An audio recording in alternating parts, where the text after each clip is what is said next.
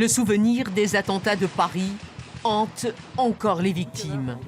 Pour surmonter leur traumatisme, ces rescapés participent à une expérience.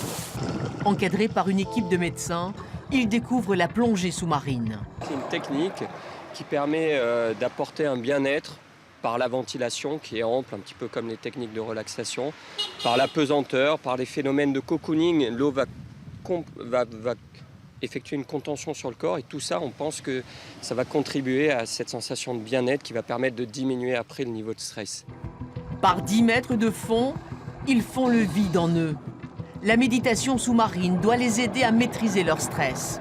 On est passé de l'enfer au paradis.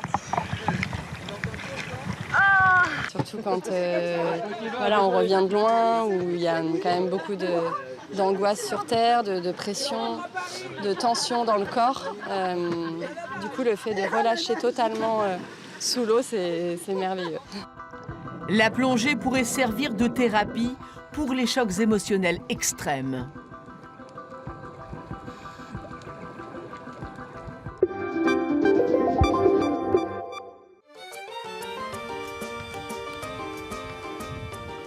« 30e journée mondiale de lutte contre le sida.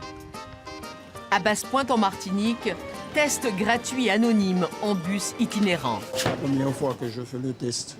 Alors pourquoi est-ce que vous avez accepté de le faire aujourd'hui? C'est une occasion que j'en profite. C'est un collègue qui me dit de le faire. Pour voir. L'association AIDE intensifie ses actions de prévention. L'unité mobile améliore l'accès au dépistage. Il y a la curiosité de l'unité mobile. Et puis le fait qu'on remette le résultat immédiatement, c'est un vrai levier. 50 à 60 personnes sont contaminées chaque année dans l'île. Près d'1 millier de patients sont suivis au centre hospitalier de Martinique.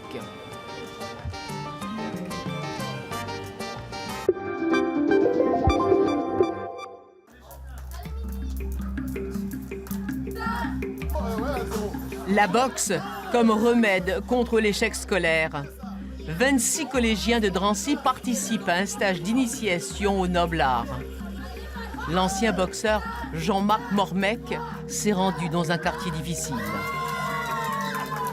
Pouvoir échanger avec ces jeunes et se rendre compte que la vie, c'est pas juste, les profs ne sont pas là juste pour leur donner des devoirs, mais pour aussi échanger avec eux. Ça favorise le vivre ensemble. Le vivre, mais surtout le vivre ensemble, c'est une chose, mais on vit toujours ensemble, on est bien obligé. Le faire ensemble pour moi, voilà, le faire ensemble, c'est plus important que le vivre ensemble.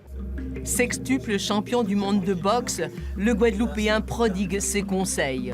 J'ai appris à être moins mauvaise joueuse, à m'amuser, et je pense que ça va me servir à l'avenir, pour l'école et dans la vie de tous les jours.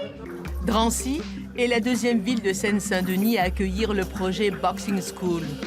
140 000 jeunes sortent chaque année du système scolaire sans diplôme.